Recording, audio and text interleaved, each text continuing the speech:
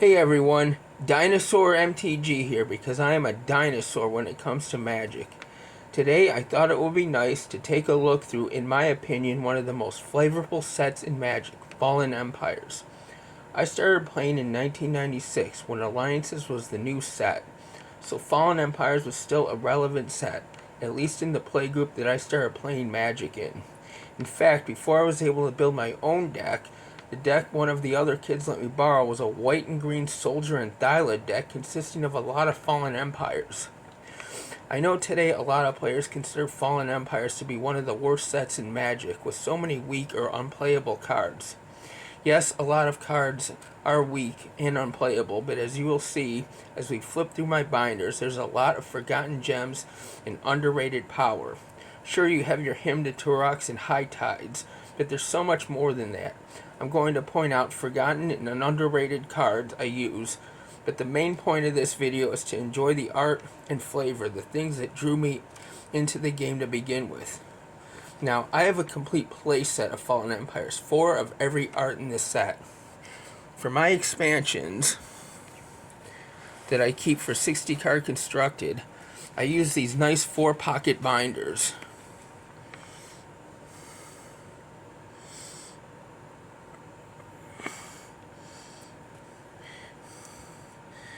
And I mark each one with the expansion symbol and volume numbers.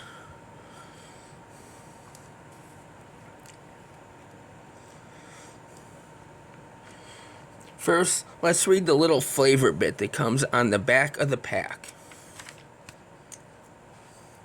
In the southern oceans of Dominia Prime lay a continent of great kingdoms. Far from the war between Urza and Mishra, the lands of Sarpedia prospered. But as the climate changed, resources dwindled, and empires crumbled. Hideous new species arose in the forests and seas, forcing the Sarpedians to fight for their very survival. Recruit these toughened warriors and vicious predators for your duels, but beware lest you fare no better than the fallen empires. That is more flavor in that one paragraph than any Magic story in the past 10 years. Anyway, let's begin.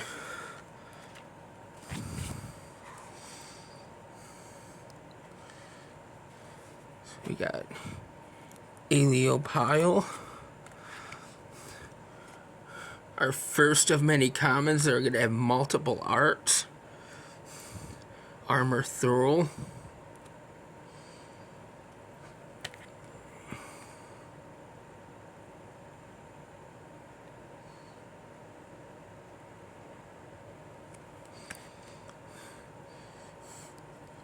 Balm of Restoration. I love that Margaret Organ Keith art. Basil Thurl, and all the other here's some classic Phil Foglio art.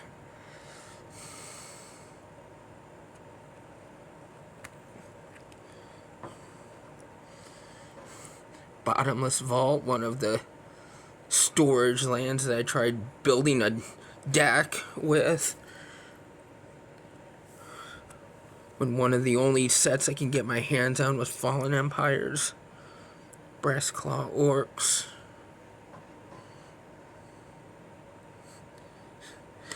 Every time I look at this art, I think he's giving us the finger.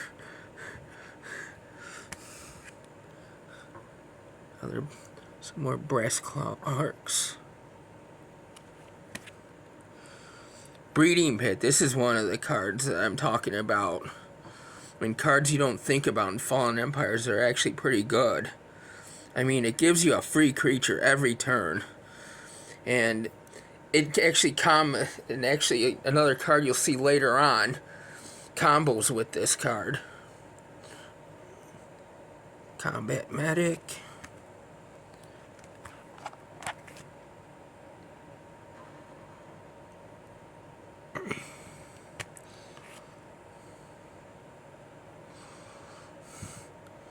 Conch Horn, another classic Phil Foglio art.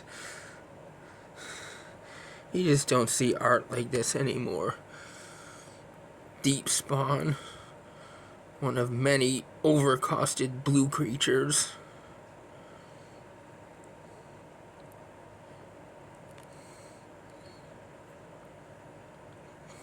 Dalif's Cone. Dalif's Cube. Duralore. Some other funny art. He's just all blah. Draconian Silex. Dwarven Armorer. Dwarven Catapult. Dwarven Hold. Dwarven Lieutenant, some classic fantasy-like art. Dwarven Ruins. Another of the lands I tried using in my very first deck. Dwarven Soldier. Now this Dwarven Soldier art I really love. That's just such high fantasy art there. Another Dwarven Soldier art. Ebon Praetor. This is the card that I was talking about that actually combos with Breeding Pit. It's a clunky combo, but it was the first combo I ever discovered for myself.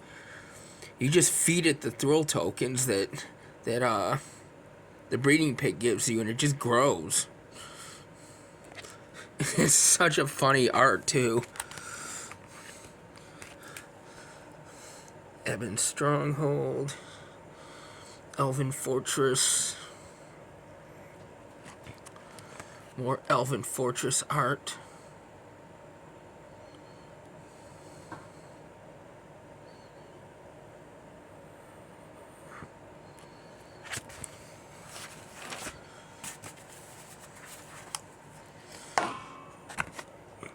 Got Elven Lyre.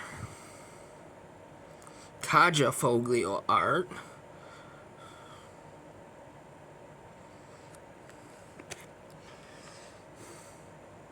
Elvish Farmer, Elvish Hunter. More Elvish Hunter art.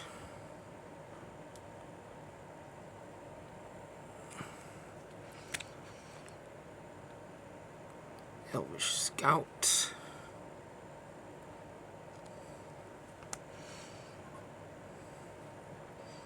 Pharaoh's Mantle. Pharaoh's Zealot. Pharaoh's Zealot, some more. Pharaoh-like Priest. Pharaoh Thylid. Another big creature I tried building into my Thylid deck. Fungal Bloom. Also good with Thylids. Then we move into the Goblin art. Goblin Chirurgeon. Such funny stuff.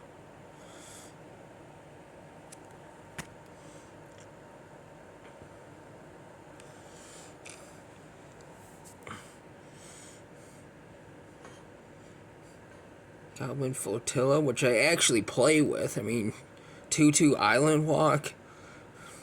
A lot of players in Commander have islands. Goblin Grenade. This is my favorite Goblin Grenade art. And the flavor text on it. I don't suppose we could teach them to throw the cursed things. Just the dumb happy look on the Goblin's face and the look of fear on the Dwarf's face. More Goblin Grenade art.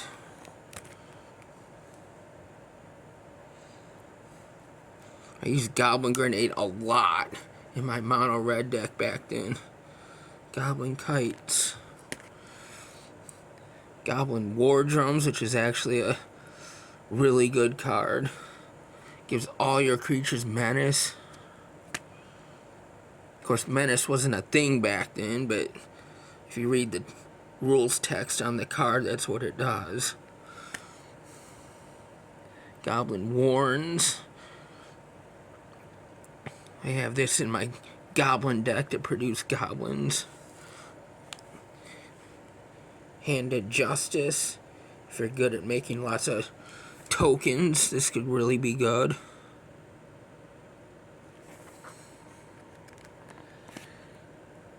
Havenwood Battleground. Heroism. Really good fantasy art on a card that you really can't use. There's High Tide.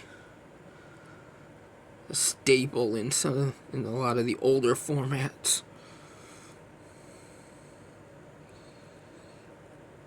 Four of every art of High Tide.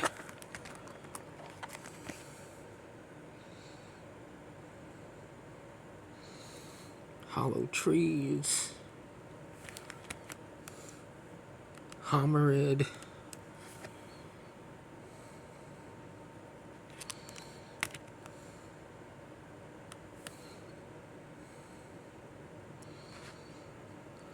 I signed Homerid by the artist Brian Wackowicz, who came to my LGS a little while ago.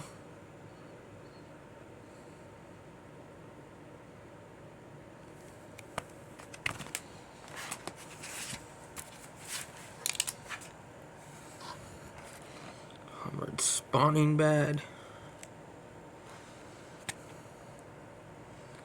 Homerid Warriors. There's Hymn to Turok. Classic Hymn to Turok art. Four of every art of Hymn to Turok.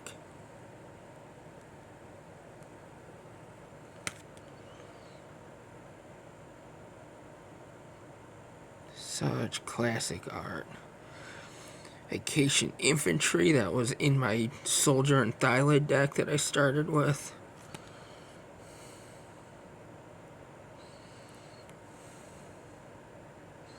Just simple art.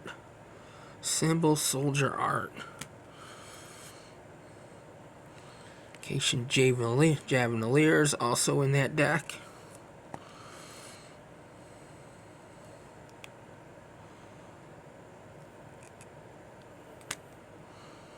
Vacation Lieutenant, it was also in that deck. Vacation Money Changer. I am flipping through this kind of fast because, like I said, there are cards that are just unusable and not worth much of a look except for a quick look at the art. Vacation Pikeman with banding. Vacation Priest. Also in the soldier deck that I played, even though that's a cleric.